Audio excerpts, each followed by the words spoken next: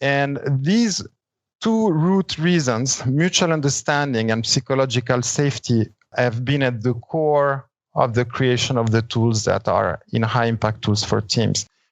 Because these were the missing plugins in my own practice to deliver more successful projects. I think we have amazing tools out there, both agile, non-agile, or typical waterfall. All tools are good depending on the type of project we have. But I was missing the human component embedded in the tools. Right. Mixing both. Because we're humans and language fails and trust is not always at super levels. And these are two essential requirements for succeeding as a team. Welcome to Manage This, the podcast by project managers for project managers. Every couple of weeks, we meet to talk about what really matters to you as a professional in the field of project management. We aim to bring you top experts in the field, those who can speak to the challenges you face and draw on their own experience. I'm your host, Wendy Grounds, and joining us on Skype is Bill Yates. I want to take a quick moment to say thanks to our listeners who reach out to us and leave comments on our website or on social media. We love hearing from you and always appreciate your positive ratings on Apple Podcasts or whichever podcast listening app you use. Our guest today is Stefano Mastrogiacomo. He is a management consultant, professor, and author. He has been leading digital projects and advising project teams in international organizations for more than 20 years, while teaching and doing research at the University of Lausanne, Switzerland. His interdisciplinary work is anchored in project management, change management, psycholinguistics, evolutionary anthropology, and design thinking. And he's the designer of the Team Alignment Map, the Team Contract, the Fact Finder, and the other tools presented in his book. Wendy, the Team Alignment Toolkit that Stefano and his colleagues have come up with is really impressive. It's so practical. This is applicable whether you're using an adaptive approach, a predictive approach. It doesn't matter. Waterfall, Agile, Scrum, whatever flavor of project management you're using, you have at the core, you have people and a team that you need to keep healthy so that they can produce good work. And his tool set gets into that. Stefano, welcome to Manage This. Thank you for joining us today. Thank you for having me and welcome to our listeners. Yeah. So you're Italian and you're working in Switzerland. How did that come about? No, I was born from Italian immigrants during the 60s in Switzerland, actually. I was born in Switzerland. However, my parents had always that dream to go back to Italy. So when I was 5 years old, we moved back to Italy. I started my school there, did part of my education in Italy before returning to Switzerland and staying here. So I think I have both cultural backgrounds now. One of the fun things that we were talking about ahead of time was just the diversity that even with the three of us having this conversation, we have South Africa, Switzerland, Italy, and then United States represented. And one of the things that is fascinating to me is looking at how do you harness diversity when you bring diverse people together to accomplish something like a project. How do you harness that diversity? Because there's so much richness there, but then there's potential for conflict too. So we're excited about talking with you just about this topic of team performance. What interested you first? How did you end up really specializing in that area? As project manager, my background is really in managing digital projects. Mm-hmm. And these projects have two characteristics. One, they cross the entire organization. So you have to navigate and learn to navigate through the silos. Now, you were mentioning the diversity in teams. A cross-functional team is diverse in terms of skills. And you get more or less the same potential for creativity and friction because of the different languages, the different practices, the different ways of solving problems. So the first characteristic, which is like these cross-functional projects where you have to jump here and there in the organization and unify these people, align these people. Well, I failed a lot in doing that. Yeah. And I learned from my failures. And Good. I was thinking that I had to, despite the beauty of the tools we have in project management, I was thinking that there was something missing there in terms of aligning in the moment, in the meeting, live, so tools for live action. That was the first part. And the second characteristic of digital projects is when we start, there is so much uncertainty in the air. We don't know. So this is the budget. We have to go fast. You have to deliver that functionality for that whatever platform, wherever in the world by the end of the month. We've never done it before. So by definition, nobody is expert. So not to say that we are incompetent, but we were willing to learn. And the second characteristics of this project made me think that as we all discover things together during this collective journey, and new information comes in all the time, we lose our calibration every day. We lose our alignment every day in the team. And I was thinking again, I can't go back to the project charter or to the user story or whatever if you're from Agile Obedience. I can't go back to that. I need something right now, right here, whether it's online in a Zoom meeting or in a real room, to realign my stakeholder instantly. And trying to improve the daily management and the daily life of my own teams, I developed some plugins, some communication and behavioral plugins I was thinking would be helpful. And after a few iterations, they proved to be helpful. And then other teams starting using them and so on and so on. And then now we have a book. Yeah, there you go. That's a typical bottom-up approach. Yeah, it was a reaction to a need. You saw the problem was project teams were underperforming, and you analyzed it and got it down to one of the key or the root causes was misalignment. So yeah, I'm looking forward to digging into those tools that really help address that problem of misalignment. Now, one of the things that Wendy and I were curious about too is just given where we are today with the pandemic, how have you seen the pandemic change the dynamic of teamwork? Oh, it changed a lot. Part of the journey in developing these tools that are presented in the book made me travel in different disciplines. So my background is in business administration and IT, but to solve my own problems, my team problems, I had to study psycholinguistics, evolutionary anthropology, if you want to understand really how relationships work, social psychology, and so on. And there is one thing I've learned during that journey is that the most effective technology on earth to coordinate within a group is face-to-face. Yes. Nothing can compete factually. It's measured. Psycholinguistic study really did an amazing work in that regard. Nothing can compete with the effectiveness of face-to-face. Now, we just lost that. We lost our primary medium of communication and coordination with the pandemic. Luckily, the second most effective channel, if you wish, or setting where humans can coordinate is video conferencing, and video conferencing has made tremendous progress. Yes. So what has changed during the pandemic is two things. Number one, we lost our primary communication channel, the natural one, and we had to adopt the second best in class.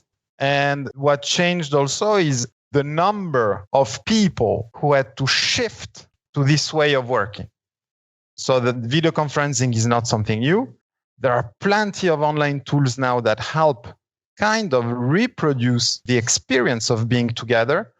Well, you might want to talk about that a little because we've seen some best practices emerge. The second challenge of the pandemic is the number of people who had to shift, I think, at the speed of light into new ways of working. And there I've seen working with teams online during the entire pandemic period is that there is some gap emerging between those that know how to master these tools, not just the video conferencing system, but all the tools around it, and those who are adopting them. And I'm encouraging really organizations to set up the training programs so that these tools become natural for everyone. We shouldn't be thinking about them. I don't know how to zoom in, how to zoom out, and this kind of. Yes. Stefano, you bring up an interesting point too. As you and I know, as you work through projects, you develop solutions, you develop products from projects. And then once you put them out in the wild, once you put them to use, that's when all the requests come back for enhancements or bug fixes. You put it to the test when you put it out to public. And you got such a great point of video conferencing. It was used, but it became a necessity overnight for business. And to your point, that's when so many millions and millions of people are using these tools and relying on them for the first time.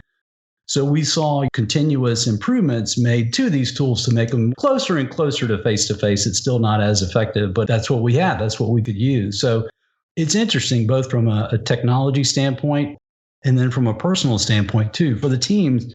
Okay, what works best for us and how can we start to master this technology?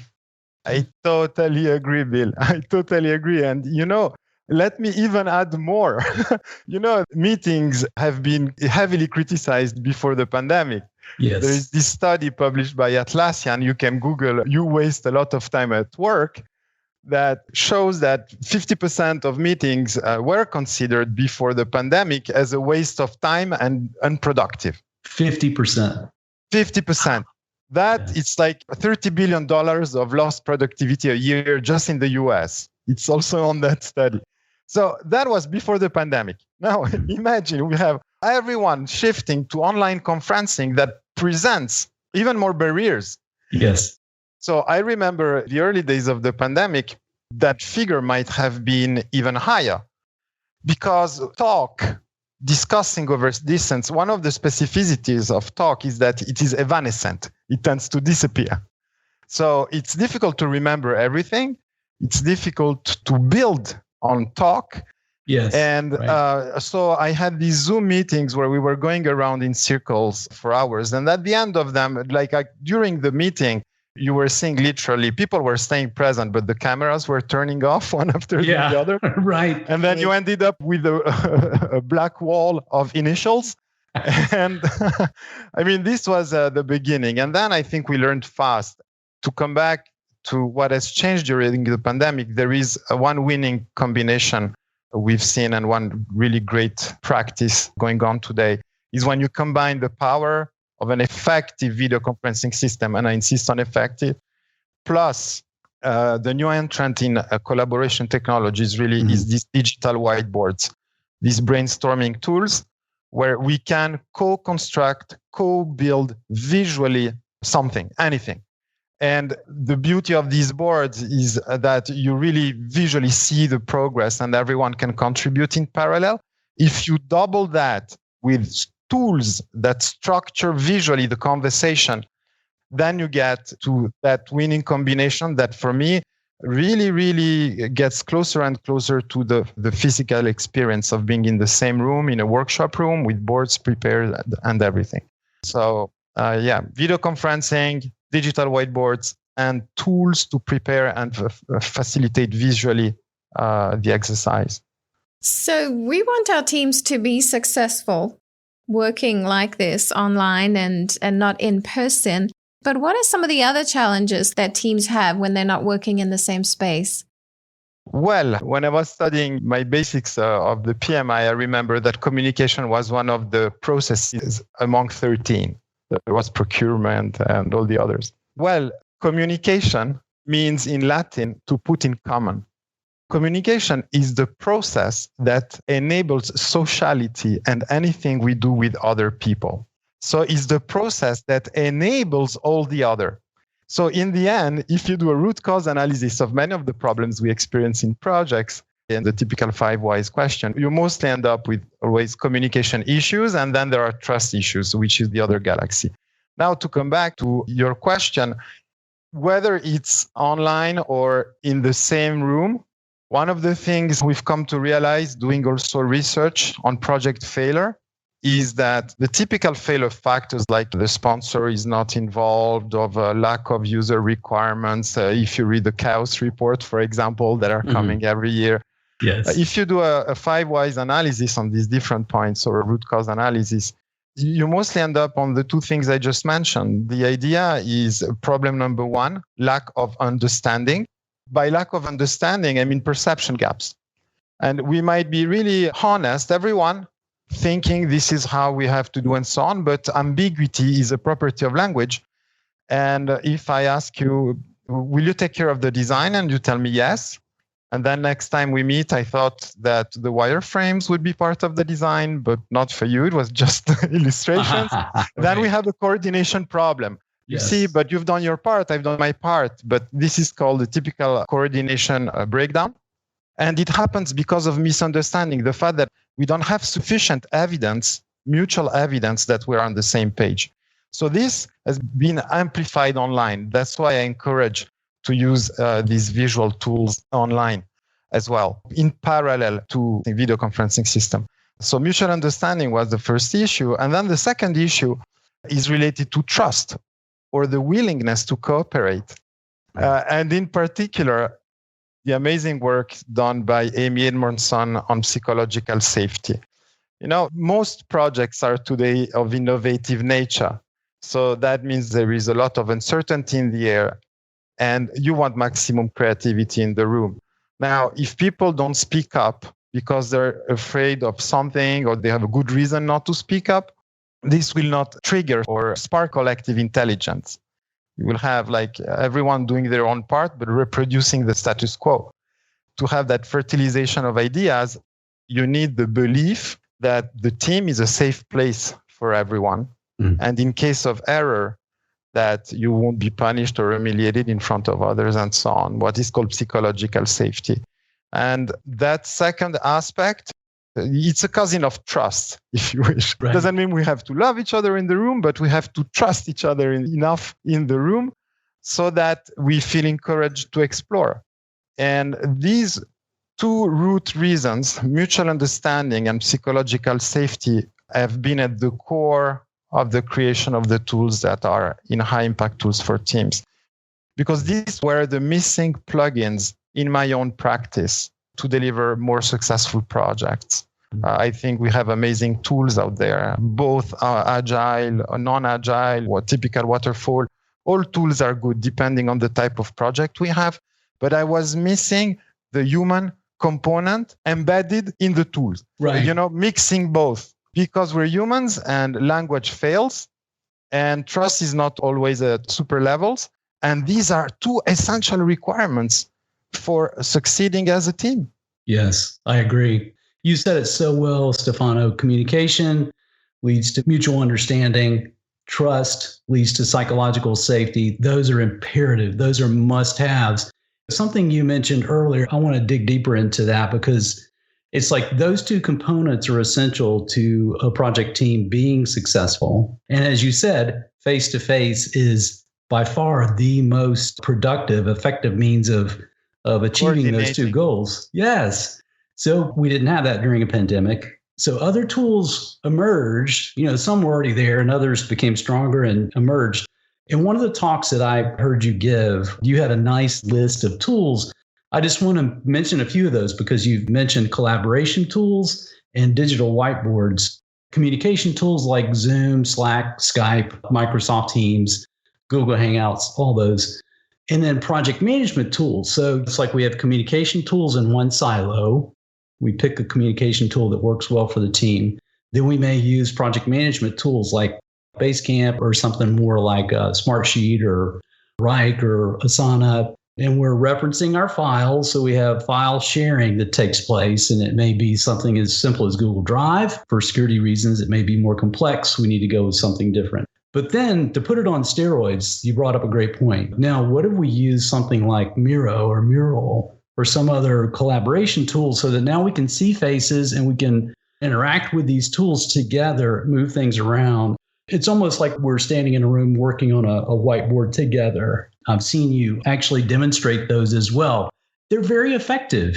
And I've seen you do that with really large crowds. It was a good demonstration of those digital whiteboards. That combination of digital whiteboard and some of the other communication tools online, are you seeing project teams kind of overcome this problem of no face-to-face communication by using those tools to be effective?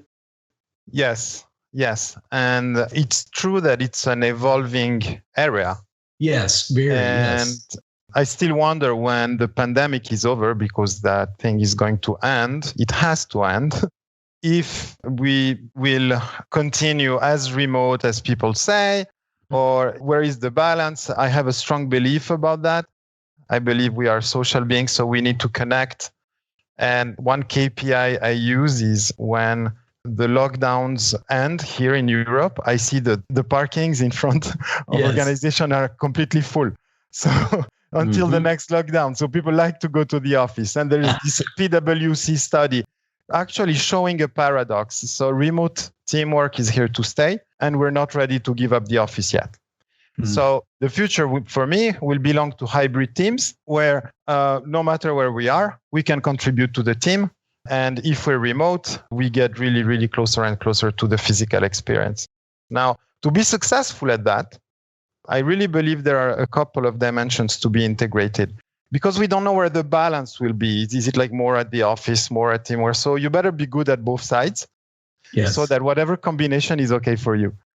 So if I start from the office perspective, rooms have to be equipped now with large beamers and connection with remote people. So we might have like 3 persons in the room, 2 online. They should be visible and they should be able to contribute to the same workspace, which is easily enabled by a digital whiteboard. Now at home, you can't do this on a 13-inch laptop. And excuse me for being so precise. It's real pains I have every day. Now, if you want to contribute on a large digital board because we're doing a user journey for developing our next app, this takes real estate. It's big. So we need a large screen at home to really be part of the meeting, see others, and also co-construct with them. This is important. These are such great points. And I see for project leaders, you're saying something that is just resonating with me. Hybrid is what we need to prepare for as leaders. So with that, there are expectations we need to set both for those who are physically together in terms of how they're going to track those decisions that are made in the room and make sure that others who are joining remotely have the same access, the same voice as those in the room. Otherwise, someone in the room could easily dominate. And to your point, if I decide, okay, well, I'm going to work remotely on this project team, if I'm in a coffee shop, that may not be the way to do it, right? I've got to have the tool set. Like you said, I need to be able to fully participate. That means a large screen. That means perhaps a better microphone or a room that's quiet. So I think it's a challenge for project leaders that we need to look at and just face the reality that hybrid teams are going to be here from this day forward. Therefore, we need to prepare for it, both in terms of technology and expectations with those team members. Absolutely. And I look at my own practice now as a project manager or project leader. It's dealing with hybrid teams required, again, I'm back to what we were mentioning before, to increase my visual facilitation skills, create that sense of unity, that space where everyone can collaborate no matter the distance and contribute to the same level. So the digital whiteboard will give you the shared space, but then what do you put inside this digital whiteboard? And the larger your toolbox, the better. Some of the tools we present in High Impact Tools for Teams are tools to manage the human side of an innovation project or any sort of projects, to be sincere. But that's what they do. Every tool has a function. Then, of course, we all know all sorts of other tools. You might go to a retrospective, you might need a Kanban board, a user journey. I mean, maybe you want to do a brainstorming. So the more tools you master, the more you are in a position to make hybrid teams' life easier and more productive by structuring, time boxing, explaining in advance how everyone can contribute. And it's a different practice. Really, because this will have an impact when we go back to the office.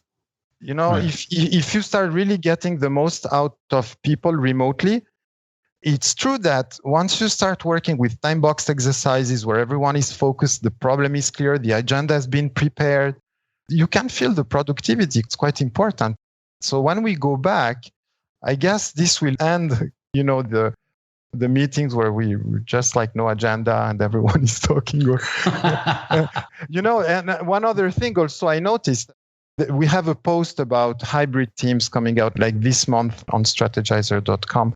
One of the big mistakes we've seen and learned during this pandemic is that some teams use meetings for updates, and some other teams use messaging apps to start and manage projects. This is what we call wrong channel selection. Yes. Not all communication channels offer the same bandwidth. And it is also known from media richness theory, you can Google that again, face-to-face offers the richest bandwidth. So all information can fluently be transferred between people. You can ask a question if you don't understand. I can draw something for you. That is a very high bandwidth channel. Now, on the other hand, messaging apps offer a very small bandwidth. So but the problem with small bandwidth channels is that there is not enough contextual information. So people have to start guessing the rest of the message. And this is not good for perception gaps. And so to close that parenthesis, online, there is also this idea now of learning how to use the channels accurately. I've met one team that, because that turns also into ideologies. So we're a zero meetings company. Okay. So, and I discussed with some members of a team like that, and all projects were late and over budget. And people were complaining about the messaging app and were honestly several on the verge of burnout.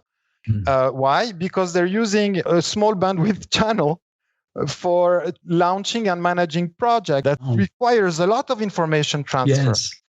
But on the other hand, the other end of the spectrum, you get almost the same situation for teams that mostly rely on video conferencing and are not adopting the other channels. They complain about a long series of back-to-back meetings, that they cannot concentrate on their own tasks, and so on.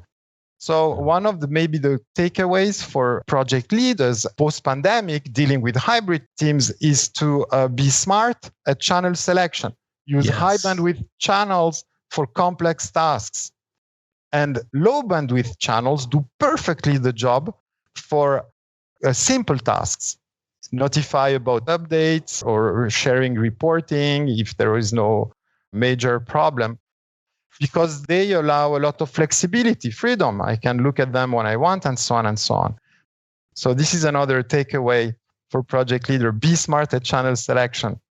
One advice we're giving teams quite often is don't be mono channel. Yeah, don't right. enter into these ideologies. They're all good, and be strategic in using them. Absolutely. Stefano, you designed the Team Alignment Toolkit.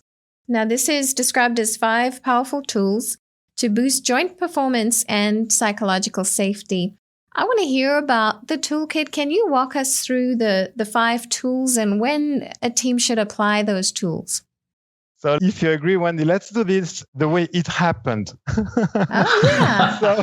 So years ago, I was in meetings and everyone were agreeing about their roles and what they would do in the project. But I had the intimate feeling that they were disagreeing. And so everyone was saying, okay. But the body language was just the opposite. And sometimes also someone sharing some roles and distributing roles to different people in the room, and people just saying okay rapidly. But I was thinking, but is that a strong okay or a weak okay? I don't feel like there is really sufficient understanding in the air. And inevitably, that turned into problems weeks later because people agreed on perception gaps. So the first tool I designed is really this idea. There is nothing new in there, except the fact that I want to reach evidence of understanding on 4 key components of a successful contribution in a project. So the idea is that everyone now with a quick alignment session, and you really have to see the team alignment map as a plugin that works with any project management method, okay? It's just something you use once to measure alignment or when you need it. And the idea is that we answer together. It's a co-planning tool. What matters is the discussion. This is a tool to facilitate a conversation. And it contains 4 questions, 4 plus 1. Okay, first, what's the mission? And already there, you can start seeing some iterations. Is that what we're doing? I thought we were doing something else. No. But I have funny stories to tell you, like about missions and people disagreeing about the mission and then agreeing about the mission. But the poster sort of fosters that conversation that we have to put things out there, make them visible for everybody so that we have a chance to react and we increase mutual understanding. And the 4 other topics of a team alignment map sessions are the joint objectives. So what do we intend to achieve concretely together? And we respond to that. Then the joint commitments. I didn't call that roles, but it's more like the commitment idea. I do this for you, you do that for me. Yes, right. Maybe comes from my Italian roots. I want like a people-to-people connection. And then we talk about the resources we need and then about the risks. And the originality of the poster is that I also find a way to turn light risk mitigation to gamify risk mitigation, where we have to discuss the resources we miss or some risks that are open before we conclude the session by transforming them into new objectives and new commitments. So an alignment session, there is 2 moments. There is the forward pass where we describe everything, and then there is the backward pass where we do the risk mitigation. And that turns into a 20, 30 minutes exercise. But what matters is really the visual facilitation of the conversation, because we want to reach evidence that we're on the same page. Because that's where the collective power comes from. It's what psycholinguists call the common ground. You call this the team alignment map. Is that right? Yes. And so the goal with that is for the team to be on common ground. That's so practical. Be on common ground for that project. Yes. And it's called the team alignment map because alignment is the process that helps us create good common ground for that project. Yes. And when common ground is good in the team, you start seeing beautiful execution. Yes. Because people mutually predict each other. I know what I'm supposed to do, but I also know what Bill is doing. And so I can include Bill's part in my own part and so on. And that's how you enter into a better execution. You describe this as a journey, Stefano. What tool came next for you? The tool that came next is that sometimes I was in team alignment sessions and nobody would speak up. So you ask a question and you have silence. And then basically you have many options, but you can say, okay, no questions, wonderful. But you're not in a good shape if you do that. Or you can actually understand there might be a sign that there is a lack of psychological safety in the air and that people are not confident to speak up. Then you know that you have to do something on that side because you want to sparkle that collective genius. And to do that, there is another tool in the book called the team contract. And using the team contract consists in sitting together, always together, because we want this to be part of our common ground, defining our team rules of the game and behaviors. So it consists in answering 2 questions. What are the rules and the behaviors that we want to abide by in our team? And we do that together early in the process. And as individuals, do we have preferences for working in a certain way? That second question, I added it dealing with diverse teams. And here again, the idea is to stop presupposing. Just let's put it out there. We do it together. Let's make that a fun session. But at least it's there. We can negotiate, clarify. I significantly lower the level of conflict within the team during the project just by doing this simple exercise at the beginning.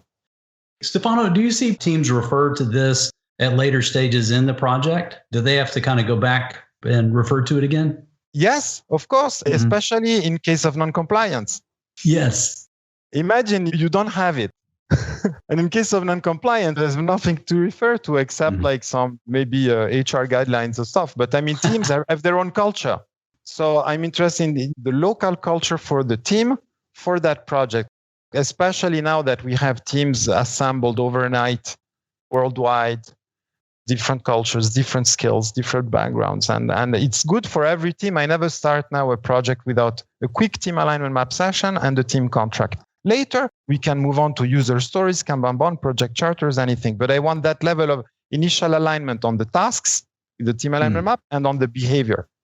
Then maybe I can describe very rapidly the other 3. The other 3 are individual tools for me to become a more competent team member. And one is called the fact finder. And it's a tool to help us ask good questions when we're in a meeting, and especially when we feel lost in the conversation. On innovation projects, we tend to make a lot of assumptions or judge ideas and so on. Well, a good point is that we can be circling forever in assumptions and judgments. And you might want to ask questions that help the team come back to observable facts.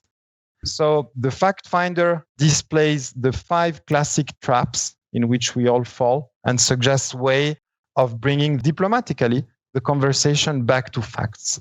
It's really based on LP techniques, neuro-linguistic programming techniques. What makes you think that? When did that happen? It's always coming back to the facts. So the fact finder, a tool to ask good questions, which presupposes that we're listening. Yes. Good point. Now, there is another tool called the Nonviolent Request Guide.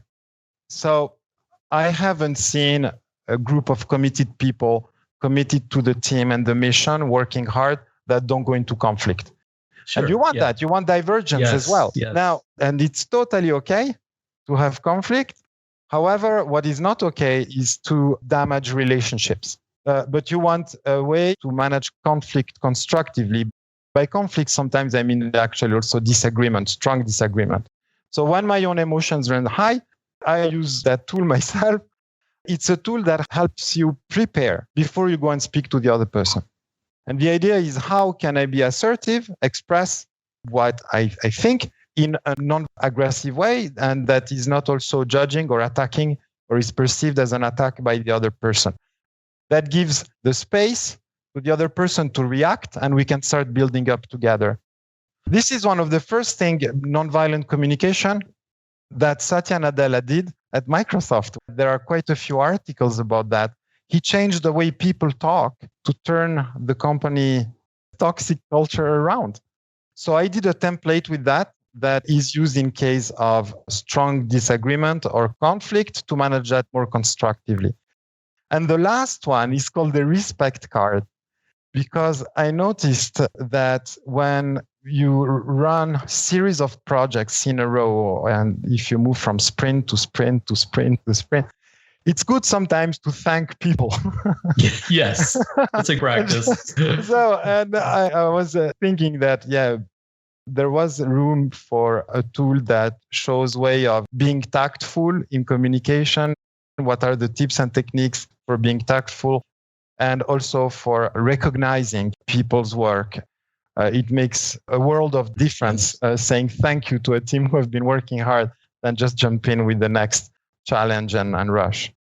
Mm-hmm. So these are the tools presented, and they're really plugins to be used when needed to help make the human side of our work as project leaders, both in innovative projects and less innovative projects, more human.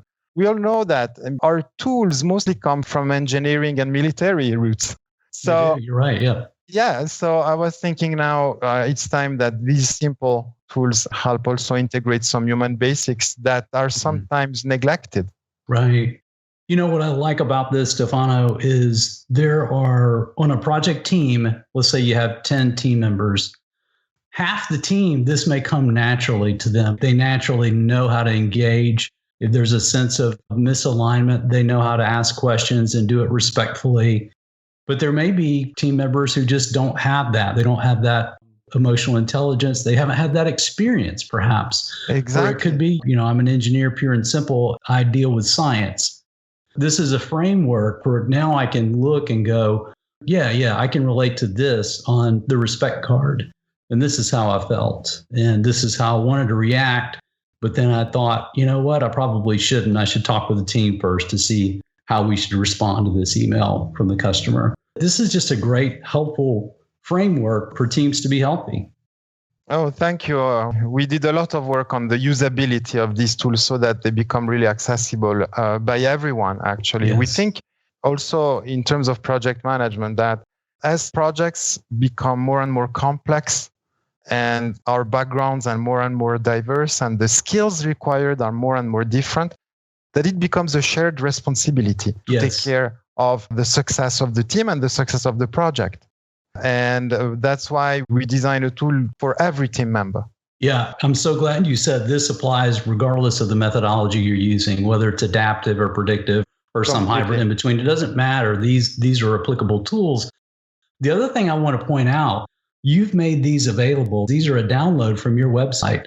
The PDF versions of the tools that you can print or integrate into digital whiteboards are available on my blog, teamalignment.co, not .com, .co, on strategizer.com as well. Thank you for the value that you're adding to project management just through thinking through these things and seeing how they impact teams. Oh, thank you. I encourage our listeners to try the team contract. It's a rapid exercise. But again, stop presupposing. Let's put it out there. Let's agree together. And the very fact of discussing it, agreeing on it, creates a moral bond. You can go and look into the amazing work done on joint commitment by Margaret Gilbert, an English scholar. It doesn't look like, but simple exercises where we stop presupposing and we put it there, we negotiate, then relationships change. Yeah. But then, of course, we have to walk the talk as a team. Right. Okay? Yes. That's true. If you have that environment of psychological safety, then I'm okay if people call me out and say, hey, Bill, we had an agreement, and the way that I just saw you reacting with this team that's supporting us, it doesn't align with that. Let's have a conversation here. Because we have that sense of trust and psychological safety, I'm fine being called out. I want it to happen because if I get misaligned, that takes away from the efficiency of our project team. It's true, Bill, that one of the side effects of visual facilitation with tools is that then you have a reference point. Yes. You can go back to it. So you can just take a snapshot. I'm a low-tech guy. I use high-tech tools, but when it comes to administration, I'm really super low-tech. So all I do is take pictures. And then because we did it together, also one positive aspect for that. So it's a reference point. Then it's not just one person telling another, it's the team. And I believe in a lot of team autonomy after we're aligned. I believe that alignment enables autonomy. And it's small plugins. This is a great addition, I think, from our editor, Richard Naramore. He said that these are high impact tools for teams. He saw the impact of these short sessions. Just to give you an example, one leader recently asked me, what's the best way for my teams to be efficient remotely, as we all have to work from home and so on? And I just replied, why don't you ask them? So we did a team contract. What are the rules to be super effective running our remote teams? Because I don't know their own culture. I don't know. The beauty, again, of these online tools, you can have up to 200 people together simultaneously. And then, of course, you cannot use the result like that. There has to be some clustering and improvement and so on. But it was just amazing. Just ask them because they will find the right balance between what's available, but also security policies, et cetera, which is different from one team to the other. And this was done like in 15 minutes at a department level. So I think we have great possibilities today, but we have to use them in a smart way. But we can have great impact in short time, yeah. Stefano, thank you so much. This has been really a great conversation. We've enjoyed hearing so much about the toolkit. And I think it's just really positive. So often we look at the negative of we've all got to work remotely and COVID has been so terrible, but there's so many positives that have come out of this. And it's really exciting to hear what you've been doing and about your work. So thank you very much for being our guest. Oh, thank you, Wendy. Thank you, Bill. It's been a pleasure. Thank you, Stefano. That's it for us here on Manage This. We know you're always looking for opportunities to acquire PDUs, professional development units, toward recertifications. And you just earned them by listening to this podcast. To claim them, go to velociteach.com and choose Manage This Podcast from the top of the page. Click the button that says Claim PDUs and click through the steps. You can visit us at velociteach.com, where you can also subscribe to this podcast and see a transcript of the show. Thank you for joining us. Until next time, keep calm and manage this.